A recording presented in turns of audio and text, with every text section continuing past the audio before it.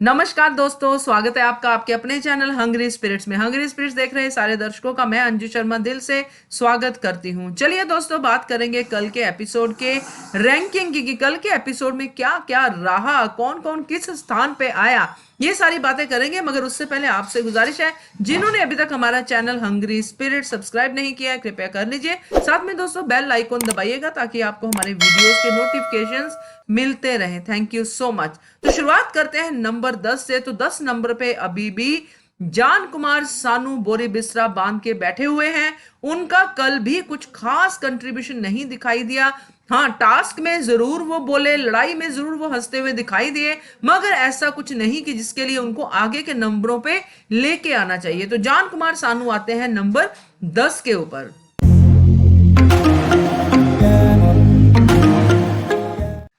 Number 9 पे है shocking name. जी हाँ, निक्की तंबोली है नंबर 9 पे। कल के एपिसोड में कहां थी निक्की तंबोली? कहीं पे भी नहीं थी। कहीं वो कविता की चमची बन के तो नहीं रह गई है। तो ये सारी चीजें हैं जो निक्की तंबोली को देखनी पड़ेगी। पहले वो लीड करती थी, अब वो फॉलो करती हुई दिखाई दे रही है। तो निक्की तंबोली को जो लोग पसंद कर रहे थे, उनको इस बात से डिसअपॉइंटमेंट हो रही है कि निक्की अब कहीं लॉस सी हो गई है। तो निक्की तंबोली को आगे आना पड़ेगा, क्योंकि इस बार वो नॉमिनेटेड भी हैं। अगर उनका नंबर लग गया तो बहुत ज्यादा फैंस जो उनके हैं निराश हो जाएंगे। तो इस बार यानी कि कल के एपिसोड के हिसाब से निक्की तंबोली आती है नंबर 9 के ऊपर।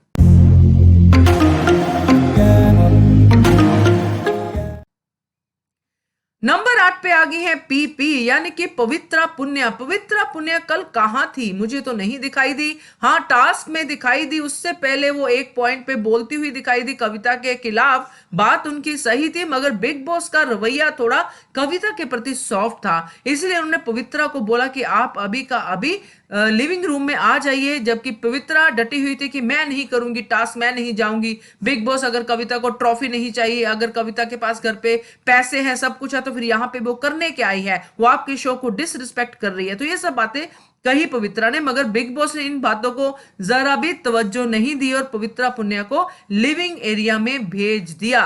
तो ये चीजें हैं जो पवित्रा पुन्या ने कल की, कुछ खास नहीं की।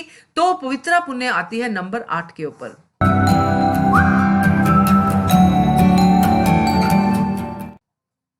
नंबर 7 पे आगे हैं अभिनव। शायद पहली बार वो आगे 7 नंबर पे आए हैं, क्योंकि पहले वो लास्ट 3 नंबर्स में ही घूमते फिरते दिखाई दिए। मगर कल उन्होंने राहुल को बराबर की टक्कर दी और बहुत कुछ रिवर्स में कहा, उनको जवाब दिए।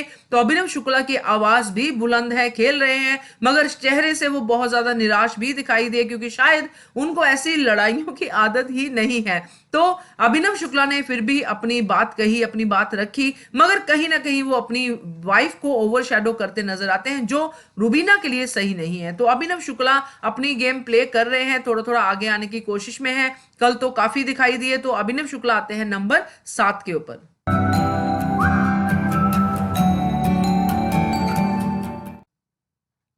नंबर 6 पे आगे हैं कप्तान साहब, यानी कि अली गोनी। अली गोनी ने जिस तरह कविता से टक्कर दी, उनको बार बार प्रोवोक किया और बहुत सारी बातें कही। वहीं जब एजाज से लड़ाई हुई कविता की, तो वो बीच में आके छुड़ाते हुए नजर आए और कविता को समझाते हुए नजर आए। तो ये थोड़ा सा पॉइंट समझ में नहीं आया कि अभी तो लड़ाई कर रहे थे, अभी कविता को वो समझा रहे हैं, तो क्या ये लड़ाई जानबूझ के थी? जो भी थी वो दिखाई दिए, उनकी बातें जो उनकी कॉमेडी कर रहे थे वो भी दिखाई दी। तो अली गोनी आते हैं नंबर 6 के ऊपर।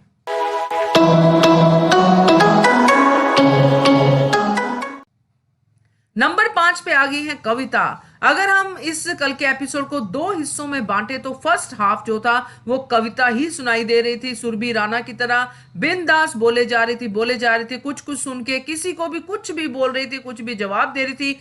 ऐसा लग रहा था कि उनका वन एंड ओनली एजेंडा है कि मैं अकेली और बाकी सब मेरे अगेंस्ट हो जाएं। तो खैर, ये कविता ने कल किया और फिर टास्क में भी उन्होंने अपना काम किया, बट टास्क में इतनी नहीं दिखाई दी जितनी वो फर्स्ट हाफ में दिखाई दी। इसलिए कविता आती है नंबर 5 के ऊपर।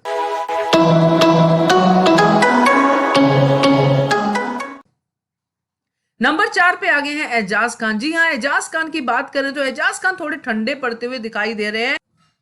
उम्मीद थी कि कल के एपिसोड में काफी ज्यादा बोलेंगे, मगर बोले, बट उनका वही है कि वो कहीं ना कहीं इस बात से परेशान हो जाता है कि कविता कर क्या रही है, कविता अपने आप को दिखा क्या रही है। ये दिखता है उनकी बातों से, उनके हाव भाव से कि उनका कविता के प्रति एक फ्रेंड के लिए एक सॉफ्ट कॉर्नर है। उनको लग रहा है कि कविता अपनी जो है इज्जत जो है यहाँ पे गवा रही है, क्योंकि एजाज काफी कुछ करते हैं, काफी कुछ बोलते हैं, मगर इस लेवल पे जैसे कविता अपने आप को दिखा रही है वैसा वो नहीं करते हैं। यहां तक कि कविता ने उनको धक्का भी दिया मगर वो खुद बोलने के लिए तैयार नहीं थे। बाकी सब घर वालों ने इस पे पॉइंट उठाया, पवित्रा ने भी नाराजगी दिखाई कि एजाज अपना पॉइंट क्यों नहीं उठा रहे हैं, धक्का मिला है उनको। तो एजाज ने फिर अपना पॉइंट उठाया, बिग बॉस ने फैसला कर दिया। तो एजाज खान अब थोड़े से डाउन लग रहे हैं, मगर फिर भी टॉप 5 के कंटेस्टेंट है और आते हैं नंबर 4 के ऊपर।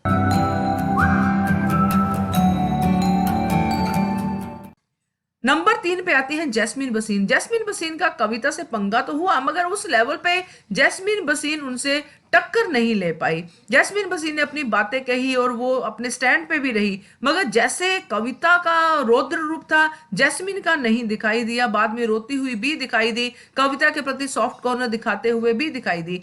बट ये बिग बॉस का घर है, यहाँ पे आपको ईंट का जवाब पत्थर से देना ही पड़ता है, नहीं तो आप बहुत ज्यादा अजीब दिखते हो, बहुत ज्यादा बेचारे दिखते हो। तो बेचारों को वोट बिग बॉस के फैंस नहीं करते हैं, तो जैस्मीन के फैंस उनको बहुत ज्यादा सेव कर रहे हो। जैस्मीन अब गेम में काफी स्ट्रांग भी हो रही है, रोती भी कम है, तो जैस्मीन भसीन आती है नंबर 3 के ऊपर।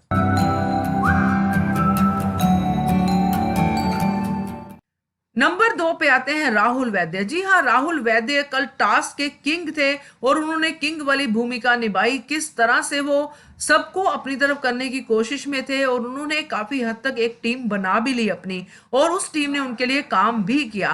तो राहुल की बात जो रुबीना से चल रही थी, बहस चल रही थी, और जो अभिनव बीच में पार्टिसिपेट किया, तो उसके लिए राहुल ने जो पॉइंट उठाया कि रुबीना अपनी बात खुद करेगी, हम दोनों को कहा है बिग बॉस ने, वहां पे राहुल काफी हद तक सही थे।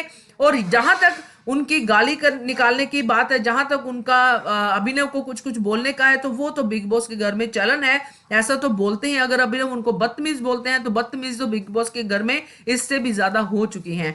तो राहुल ने अपनी गेम अच्छे से प्ले की है, तो राहुल आते हैं नंबर 2 के ऊपर।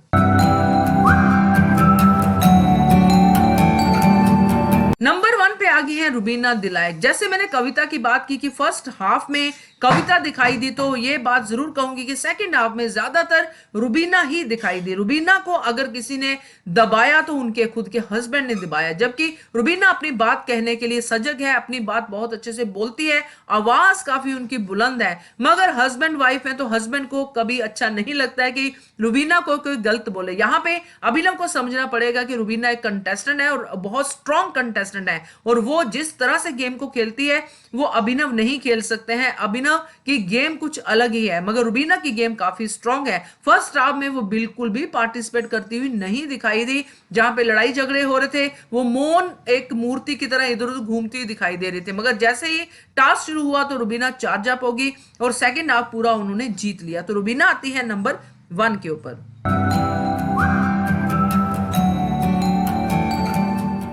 तो ये थे दोस्तों कल के एपिसोड को लेके मेरी रैंकिंग। आपको कैसी लगी कमेंट करके बताइएगा और देखते रहिए channel Hungry Spirits. Thank you so much. Subscribe to our channel by clicking the subscribe button. Click the bell button and enjoy the latest uploads from our channel.